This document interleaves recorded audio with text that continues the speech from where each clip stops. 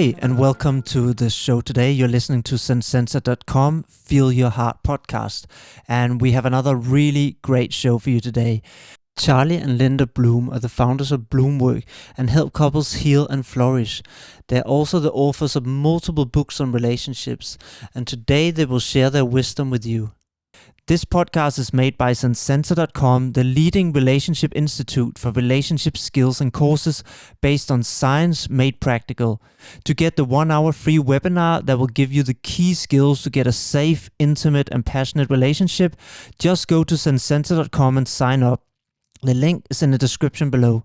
Don't forget to subscribe to this channel and leave a review. It really helps me keep the positive energy going to make more podcasts. Let's head over and speak to Charlie and Linda Bloom. So welcome on the show today to both Charlie and Linda Bloom. I'm really excited to have you both on the show to talk about relationships and the dynamic, and also in relation to the current crisis that we are facing, because I think relationships are probably more important than ever, and especially now when a lot of us are facing potential isolation for months, how we can still relate. And I even read that divorce rates apparently are going up now that people are being forced to actually spend time together. So it really seems that this is a topic that's even more important than ever. And I think to get you started, because I know you've both written several books on relationships, and I think I just want to start with, if you could point out some of the things from these books that you think really stand out that you would like to mention to the audience, and then we can maybe just take it from there. Well, there's themes that run through all the books that we write about the value of committing to the process, of using what your relationship will flush up to learn about yourself, to learn and grow and evolve into who we can be, and to hopefully support our partner to do the same. And we think that that's a really good contract that couples can make with each other, that they're to bring the best out in each other. We have a wise elder in our tribe named Seymour Borstein, and he says that it's like we're both diamonds that are covered with gunk, and that as we have abrasion against each other, we have our differences, we have our reactivity, that it grinds off the gunk on the outside to reveal the beautiful diamond that's underneath. I love the metaphor and the symbol, because sometimes relationships are difficult and demanding. And so to have that mentality that it's all part of the process of learning and growing. Oh, that's beautiful. I really like that metaphor about the gunk, because it's also like, for me, the gunk is partly our story, right? The story that we have from growing up, from past relationship, and whenever, even in communication, whenever we communicate with our partner, often we have to realize that what they say or do go through this layer of gunk and get interpreted through our past stories, our attachment styles, etc., and therefore often gets misunderstood. And even having that self-awareness and remember that everything that comes in maybe go through this layer of gunk first makes us, slow down before we act and maybe interpret things, or at least take it as true, our initial interpretation. So I really like that analogy a lot. And you bring in, and I heard you also talk about this, both of you, in some of the videos that I watched before this podcast, which I really like, by the way. So I recommend people go check out your videos and your books. And it's very much about this topic of commitment, which again is really relevant, because I see very much a culture, and I presume it's the same in the United States as here in the United Kingdom, of people treating each other as they're disposable. Because again, it's just a swipe away. You can go on these apps and you can meet 10 new people tomorrow, and therefore constantly try and find faults in each other.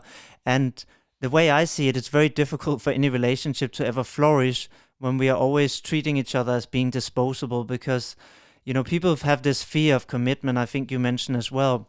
But I also see this beauty in commitment, because the foundation for a wonderful relationship, I feel, is safety. And how can we have safety if we are unable to make a commitment? So I don't know if you two have something you can kind of maybe talk a bit about, the commitment, and the issues around that, and also what people might be able to do if they have a fear around commitment. Wow. Well, thank you, Thomas, for that question, I feel like you pretty much just stated the essence of what it is that we're going to talk about today, which really has to do with safety and how to create safety and why it is that it's so difficult to do that. And I think that when we appreciate and understand why it is that we are drawn towards relationships in the first place, that it becomes easier to find the motivation to do the work. And it does, by the way, require work to create safety in a relationship.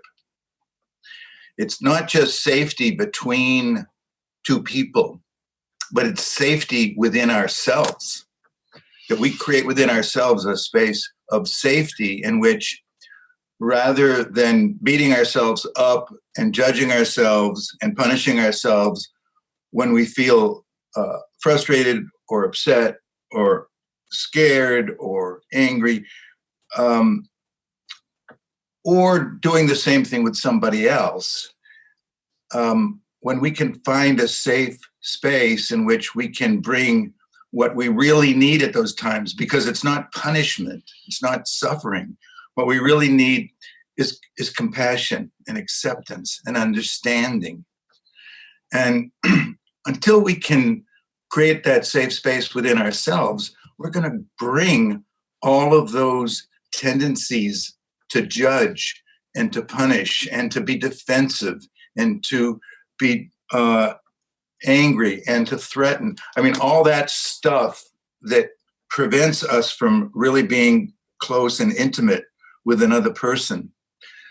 We're going to bring that to the relationship. And the quick but difficult answer to the question of how do we create that safety within ourselves and between ourselves and each other is the V word. You know what that is? Vulnerable. We've got to be willing to risk vulnerability. And vulnerability always, without exception, feels like a risk.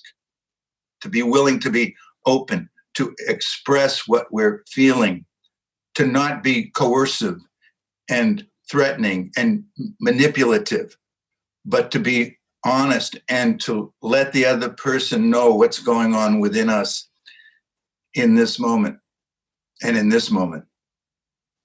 That's the simple answer, but it's not easy.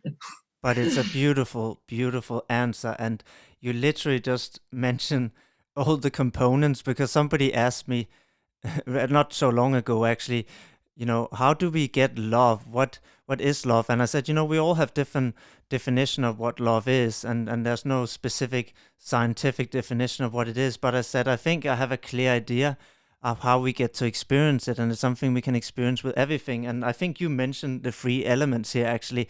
First one is safety. If we don't feel safe, we cannot open up. Second one you said is being vulnerable and taking that risk to be vulnerable. And the last one you mentioned is then being met with acceptance. You said also learning to be accepting. And I think that is where love can flourish. That's like the soil where the flower is able to grow and blossom.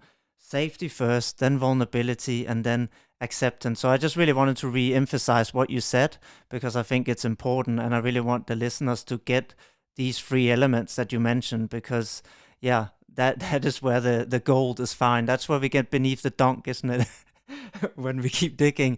And also you mentioned effort, which I really like, because, and again, this does come a bit from Hollywood, I think, this notion that, if we're in love, then surely there should be no effort. It should just happen, right? Sex should just be great and happen spontaneously.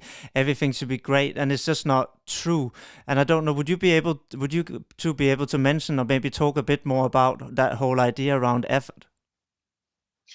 Yes, people of all ages. We run into this with the couples that we see in our counseling practice and in our workshops. They don't have to be young and starry eyed like in their 20s. We find the romantic myth driving people in their 40s, 50s, and 60s. And they have a fantasy that there's the right person out there, there's the soulmate out there. If I can just find the right person, I'm not going to have to struggle with them. All these issues that keep coming up with the person that I'm with now, and the arguments that we have, and the misunderstandings. And if they loved me, they would read my mind. This is so much. Romantic myths. We wrote a whole book about, breaking up the romantic myths because they put a ceiling on how far our relationship can go. One of the romantic myths is it shouldn't have to be so hard, and people give up relationships that have huge potential because they hit a rough spot. And I just hate waste. I just think it's such a waste to keep starting over with a new person when the relationship gets hard, because that's a chance to learn more about themselves. That's a chance to learn more about the other person. That's a chance to learn more about how to create safety and how to be a more loving, accepting, tolerant, and fair, just human being. When we hit those rough places, there's tremendous opportunity there. And, now in this technological age where you can go on the dating site and have 100 other options to start over with a fresh person, it's more tempting than it's ever been before to ditch a relationship when it gets to that place where we're challenged, where we're frightened, where the differences start to show each other when we leave the infatuation stage. So I'm always trying to help people see the big vision of what's possible for them, the incredible freedom and growth that's possible for them if they don't bail when things get challenging. Oh, I love that. Thank you so much for saying that. And also, I guess this applies to all relationship, not just romantic. And I can even mention for myself personally, I had a very challenged relationship with my brother. And in the beginning, for a long period of time, I basically cut contact with him. And then I realized just what you said right now is that actually, because he triggers me so much, there's a beautiful opportunity for growth, because obviously it's because he brings out some of my core wounds of feeling not seen, not feeling heard, and feeling not important or valued in the way that he communicate. And rather than blaming him, I've been able to turn towards him. And actually we speak frequently now. We just spoke last week. And try and be present with that discomfort. And I have. And then I just expressed it to him in an open way. When it happens, I will say to him, I feel really patronized right now, and I feel quite tense in my stomach. And then we can just stop and slow down and be with that. And it's just a beautiful process, because I notice again, just in doing that, how it translates to all my other relationships, that now I feel more calm, even if people don't acknowledge, my viewpoint or what it is I want to say. And that's just, I just want to reemphasize the point you said, that often when we want to run away, we forget that we are just going to take these same habits to the next person and the next person, because it's often within us, when actually we can look at this person and say, oh, they really trigger me. But maybe there's something really good I can learn here, since they get to me so badly. Why are they getting to me so badly? So thank you for bringing that point up. And also, we talked a bit before, Charlie mentioned about safety and how important it is to create safety. And yeah, I really noticed that just recently, actually, when I had a small incident with my partner. Normally we're very stable and safe, where the safety of the relationship was threatened a bit. And I noticed how suddenly everything that we communicated got interpreted through this negative bias, because I felt unsafe. And now we've done a lot of healing work the last 3 weeks, and I feel safe. And I can suddenly notice how things being said are interpreted through a positive bias. So it's just incredible to notice how the either safety or lack of safety actually make us interpret the events that happen through a different lens. And I just wanted to ask you both, what we know safety is important, and I think, we both made that clear here. But how can people go about creating that safety if maybe they don't have it right now in their relationship? Well, that's the right question. And I would take out the maybe, because I would say that most people who have not done the work of becoming qualified to have a fulfilling, committed partnership do not have sufficient safety in their relationship. I don't think it's a maybe. I think it's a fact. And that's what we see, that the common ground that almost all the couples have who come to us who are troubled. And it's not just troubled couples who come to us. We have the good fortune to be able to work with a lot of couples who have been on this path for a while, and they come in to enhance their relationship rather than to repair it. And that's always a pleasure to work with. I mean, not that we mind working with people who need repair work in their relationship, but these people are really on a growth path, and they're looking to see, hey, how far can we go with this? This is great. We've already gone further than we thought we could go, and now we're hearing that we can go even further. Well, what does that look like? And so there's a fascination, there's a curiosity that some people have when they get to this point of getting up to neutral and beyond. But most people are struggling to get back up to neutral. So the first thing that you know we've got to recognize if we're in that situation is we've got to tell the truth to ourselves. And the truth is, one aspect of the truth, the first thing that you see is this is not working. What we are experiencing, what I am experiencing here is not what I had hoped for. This is not bringing about what we had both wanted to have. We're experiencing things that are not contributing to our well-being. And so, although that seems really obvious, well, of course, most of us have resistance to telling that truth. It not necessarily because we don't want to, but because we're not even aware of it. We don't allow that into our consciousness because it's too painful, and it activates a lot of feelings that are very unpleasant. It activates anger and sometimes rage at the other person if we feel like it's their fault, and often we do. It activates shame and guilt if we feel like we screwed up and it's our fault, and it confirms our fundamental belief that I'm a flawed human being and there's something wrong with me. And then we can get into guilt and shame and hopelessness and despair.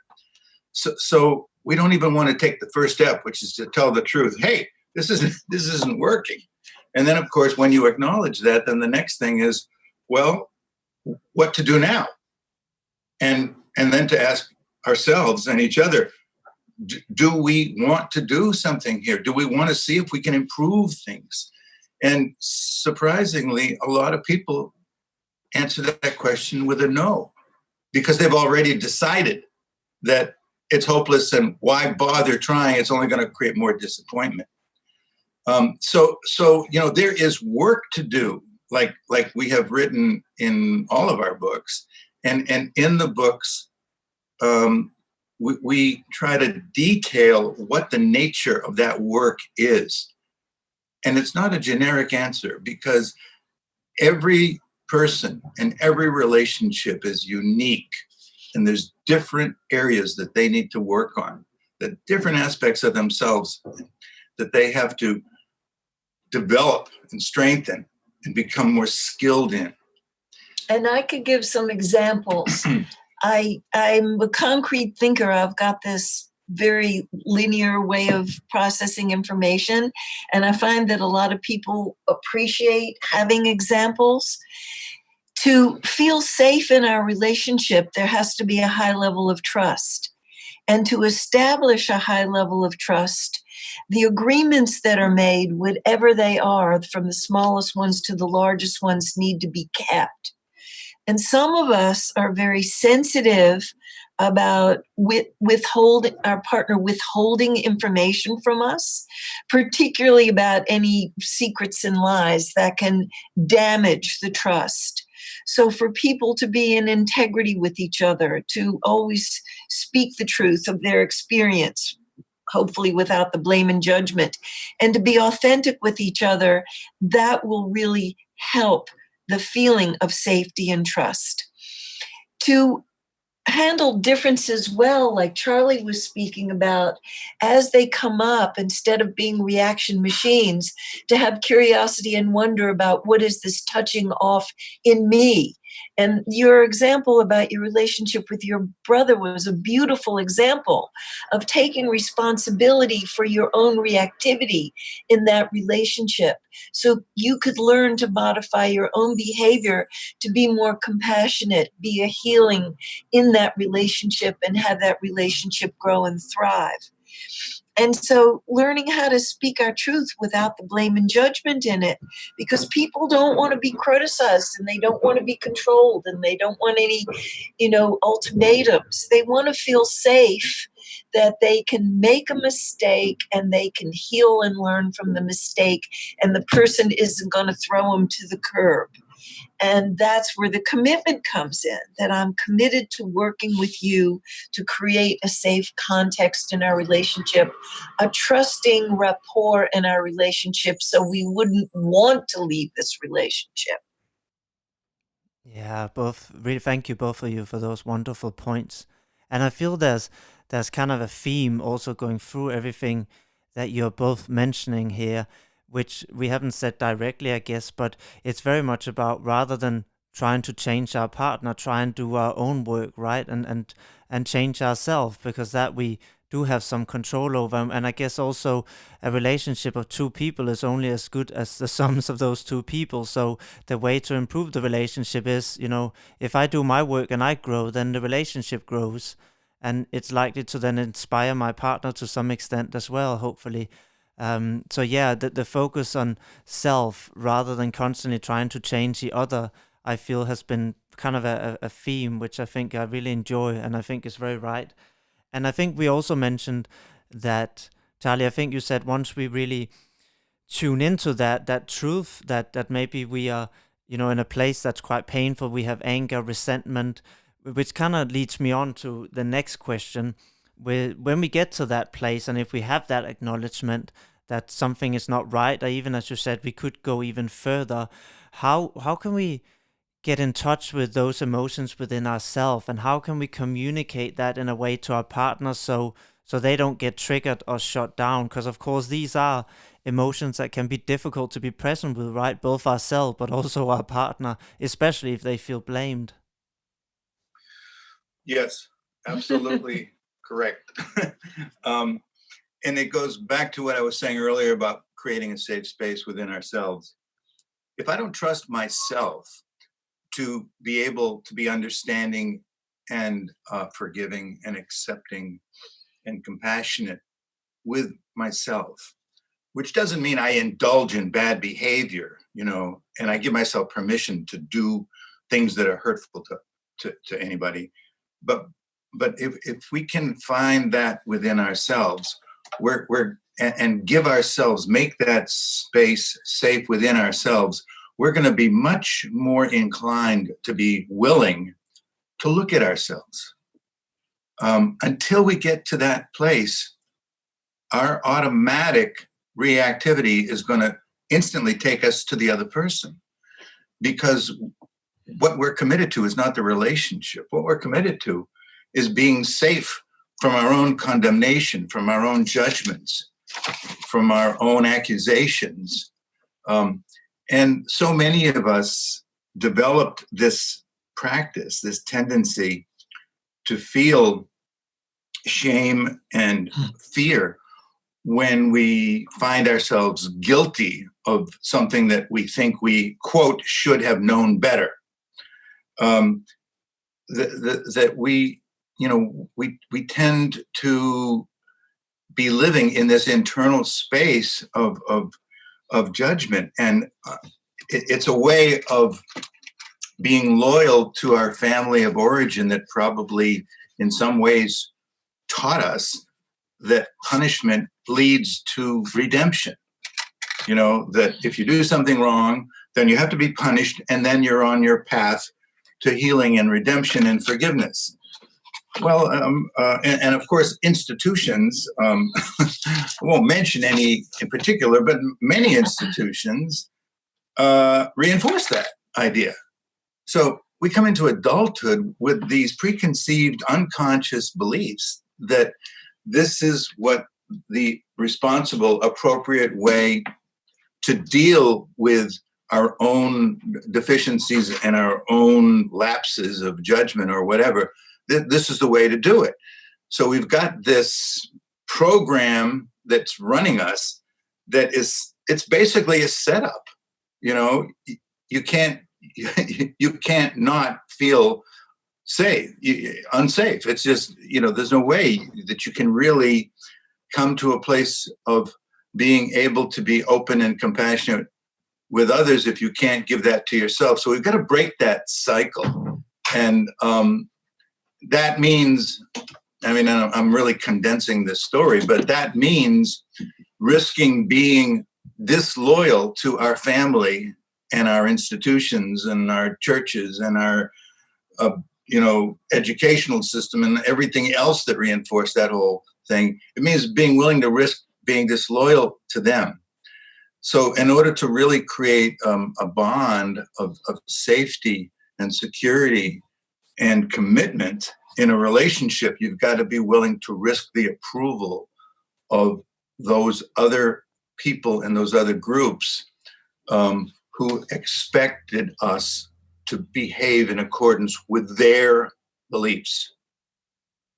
Yeah, You know what I'm saying? oh, absolutely. And I think, yeah, it brought me on actually to what I want to talk about like next, because I think also this way that we grow up, and like you said, with how the educational system, our family also often makes us grow up with a lot of shame around our needs, right? And feel shameful about expressing them, or feeling we're not entitled to them, or feeling that maybe nobody want to hear them anyway, etc., etc. And I guess that's part of why couples also struggle expressing their needs. But again, when if people go do that work and they start expressing their needs more and they get actually good at that, which I've seen a lot of people who can learn to do, when they understand their needs are valid and wanted and welcomed, and like you said, are met with acceptance. But I guess at that point, we always, and this is what I want to talk about next, we always go back to the Hollywood dream, I call it, is that we think our partner should be able to give us everything.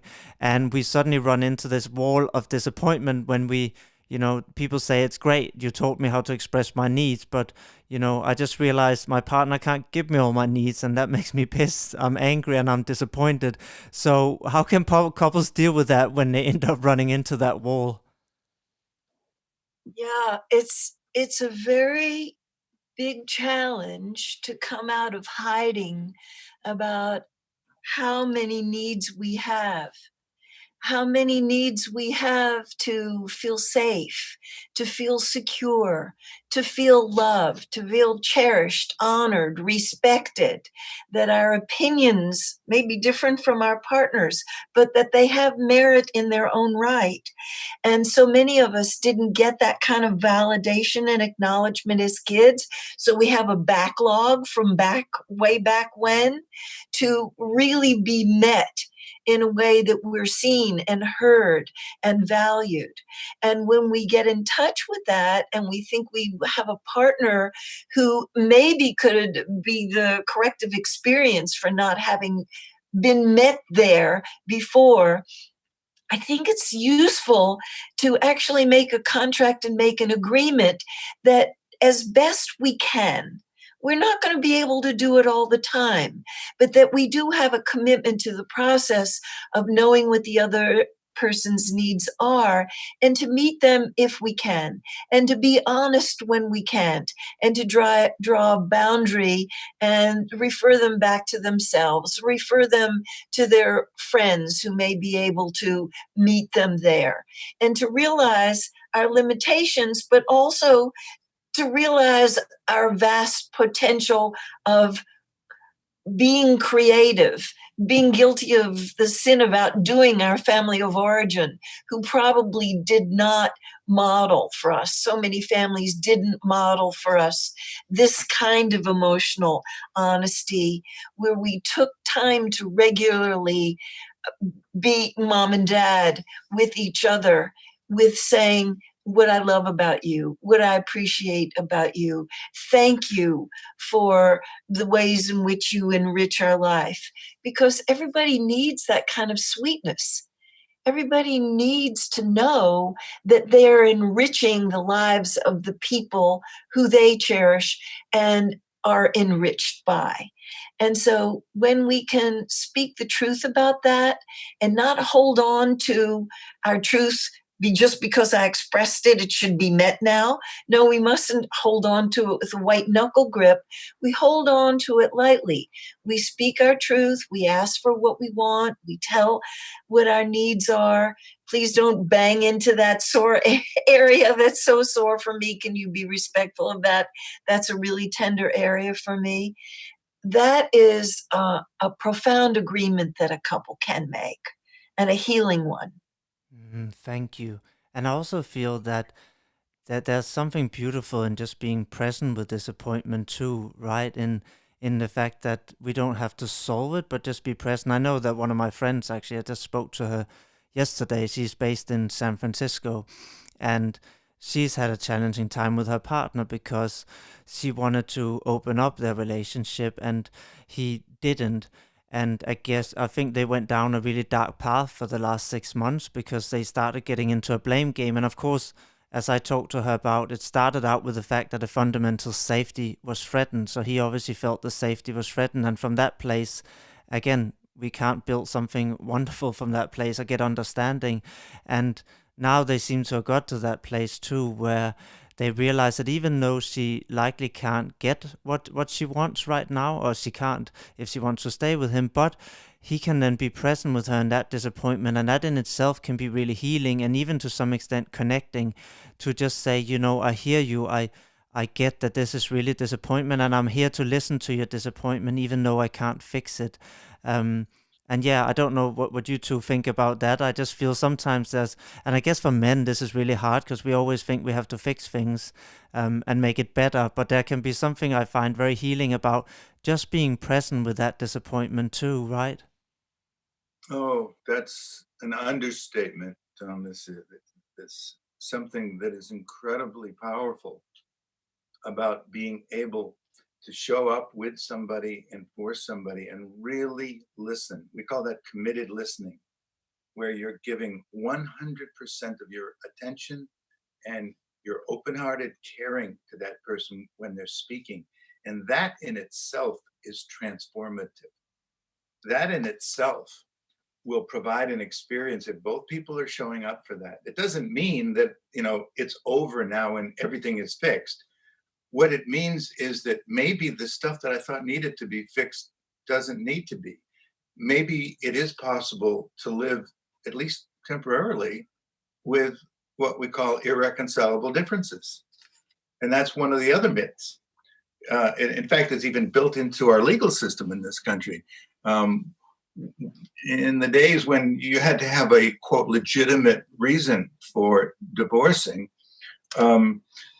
irreconcilable differences was considered the primary reason, as though, oh, okay, if there's two things that you can't reconcile over, then that means that there's no point in staying together.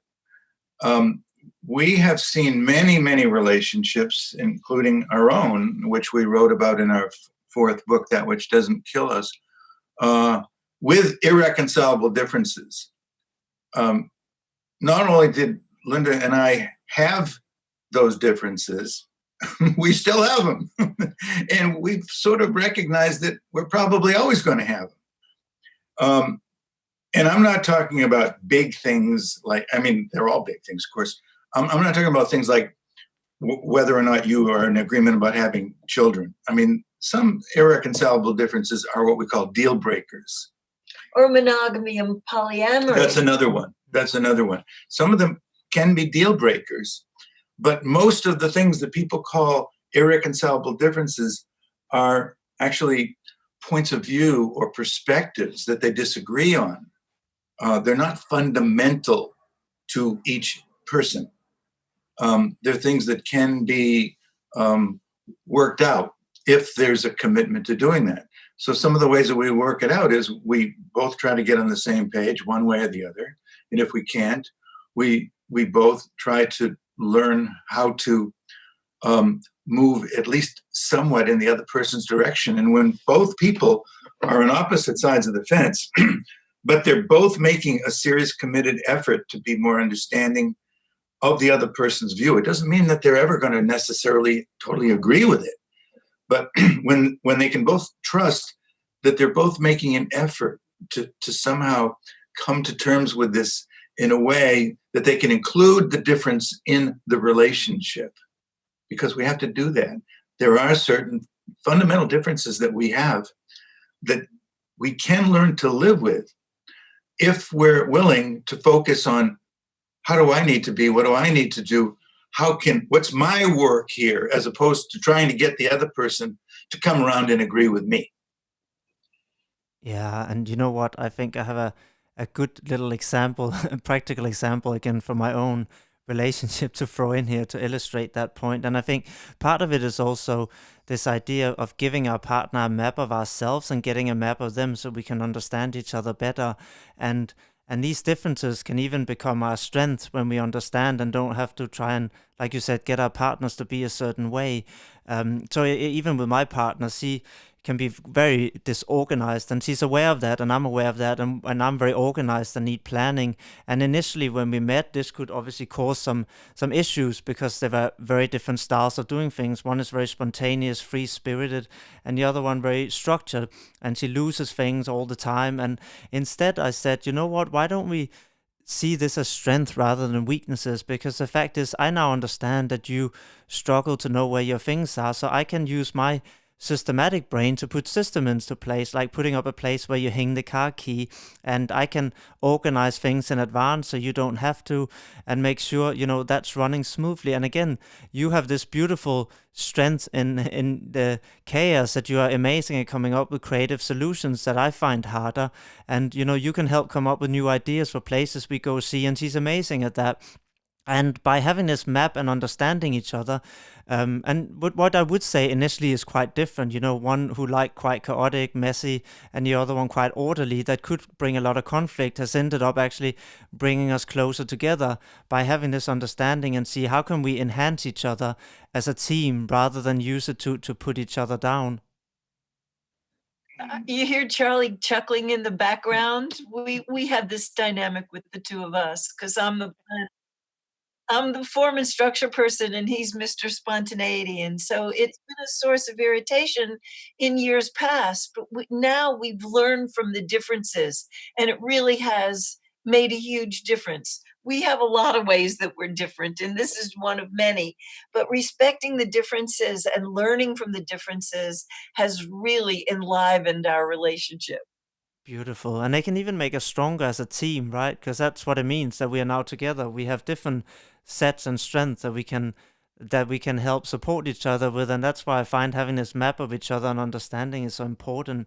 Um, but yeah, I wanted to get a bit back to what we spoke before we went live, which is we were talking about, this whole idea in society where we glorify independence and being, standing on our own two legs and not needing others. Because I think it was quite an important point that I wanted to talk about as well here on the podcast.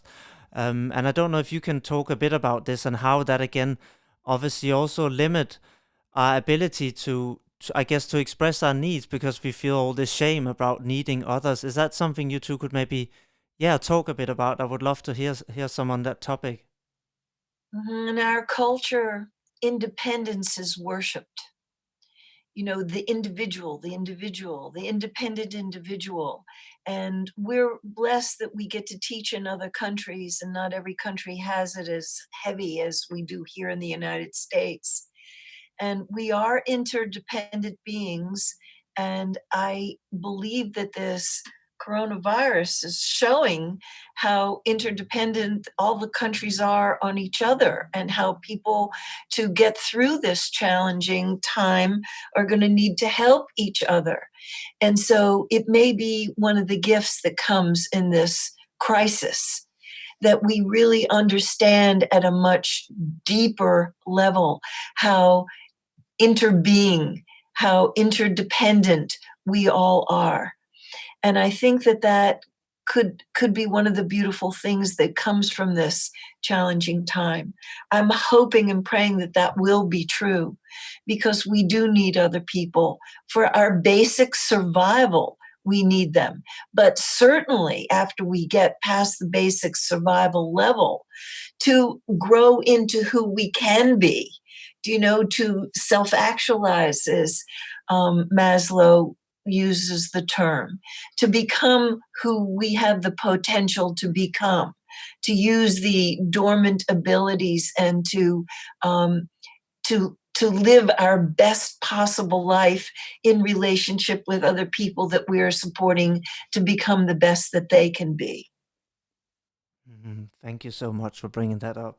Yeah, it's a beautiful point, and I just want to let that linger because, yeah, I think again, like I'd mentioned to you two before, it took me years to come to this realization that it's not only okay, but it's a natural part of our biology to need other people, and to be able to express that without the shame of feeling needy is so utterly freeing. And being able to, express to my partner now when I actually need her and reach out and then be met is really, really healing. For having lived a whole lifetime of feeling I should do everything myself and the disconnect that that brings. So thank you for touching on that. And yeah, I think there's probably a lot of people sitting out there and nodding and thinking these are all really good concept and really good tips. And I guess we all want to get to this place of realization and realizing our potential, etc. But to take it back to where some people might be right now, to their reality, if people are stuck in day-to-day conflict cycles, and it might be very hard to do some of the things we're talking about right now, is there some ways or some tools that people can do, or that you maybe can give people, that they can help to get unstuck from these destructive cycles that they might be in? There are, and we try to include suggestions and descriptions of what some of those tools are in our books and our blogs and our workshops. But what's more important than, the tools, of course, are incredibly important, but many people are too quick to jump to, okay, so how do I fix this? What are the tools? And they haven't gone through the preliminary stages of the process, which requires them to, first of all, you can give somebody the correct tool to fix a problem. But if they don't know how to use that tool, and if they haven't learned the correct means of applying that, and if they don't have the belief that they can learn how to do that, then the tool is worthless. So when people come to us and they're looking for tools, more often than not, what we have to do is kind of rewind the film back to what we consider to be more primary questions, like, what is it that you want to have happen here? Get specific. How do you want things to change in your relationship? Do you believe that that's possible? What is it that you think that's going to require of you? Do you have that in you? Do you trust your partner to be committed to that? If not, how do you plan to deal with that? There are some very basic questions that have got to be addressed and also responded to in ways that we prepare to use the tools effectively and consciously and intentionally. But some of the things that we're talking about here, ultimately getting to the point where we can bring more commitment into the relationship. We can deal with some of our fears that are keeping us from being vulnerable. We can become more willing to develop the qualities within ourselves that the relationship needs but has been lacking. We can deepen our intention and our commitment to making this the best possible relationship that it can be. We can be willing to risk the kind of vulnerability that that's going to require. We can practice and practice, because that's what it takes. It's repetitive, practices of continually saying no to the defensive impulses of control and manipulation and other forms of coercion, and get vulnerable and tell the truth and be willing to risk the relationship. We often say that you can't really have a very fulfilling relationship if you're not willing to risk the relationship. If you don't feel that you can live without this person, if you feel that your life depends upon this relationship, if you will do anything, including sacrifice your own integrity for the relationship, that relationship isn't worth having. So you've got to get yourself up to being a qualified, competent player.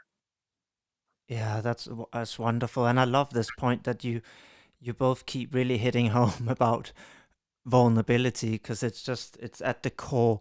And I always say, I feel in any moment, in any interaction we have with another human being, we have a choice to make, whether we show up vulnerable or whether we do the opposite and shut down and get defensive and put up the wall.